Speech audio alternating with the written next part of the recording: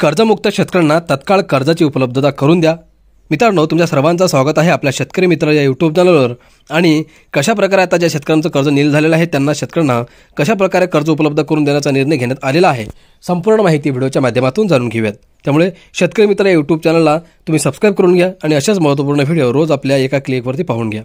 मित्रांनो, शासनाने जाहीर केलेल्या 31,000 कोटी रुपयांच्या मदतीपासून शेतकऱ्यांना कोणताही फायदा होणार नाही असे चित्र आहे। कर्जमाफीच्या अपेक्षेने शेतकऱ्यांनी बँकांच्या कर्जाची परतफेड केली नाही, त्यामुळे त्यांना बँकांनी कर्ज दिले नाही, त्यामुळे सावकारांकडून त्यांनी पैशाची उचल केली। या शेतकऱ्यांना तत्काळ दिलासा देण्यासाठी बँकांच्या माध्यमातून कर्जाची उपलब्धता करावी अशी मागणी ज्येष्ठ शेतकरी नेते विजय जावंदिया यांनी केली आहे। मुख्यमंत्री देवेंद्र फडणवीस यांना पाठविलेल्या पत्रातून ही मागणी करण्यात आली आहे। पत्रानुसार विधानसभा निवडणुकीत महायुतीकडून कर्जमाफीचे आश्वासन देण्यात आले होते, त्यानंतर विरोधी पक्षांकडून हा मुद्दा रेटण्यात आला, त्यामुळेच कर्जमाफी मिळणार या आशेवर शेतकऱ्यांनी त्यांच्यावरील थकीत कर्जाचा भरणाच केला नाही। त्यामुळे यंदाच्या खरीपात त्यांना बँकांकडून कर्ज मिळाले नाही।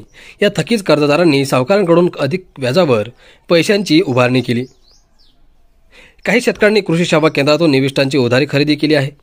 खरीपातील शेतीमाल उत्पादनातून पैसा मिळेल आणि देणगीदारांची देणी चुकविता येतील असे अपेक्षित होते, मात्र सततधार पाऊस, अतिवृष्टीचा फटका बसत संपूर्ण हंगाम वाया गेला अशी स्थिती आहे। एकरी 1 क्विंटल सोयाबीनची उत्पादकताही अनेकांना झाली नाही। कापूस उत्पादकांचेही नुकसान झाले। बँकेचे थकीत कर्ज व सावकार तसेच कृषी सेवा केंद्रांचा बोजा, त्यामुळे शेतकऱ्यांना आजच दिलासा हवा आहे।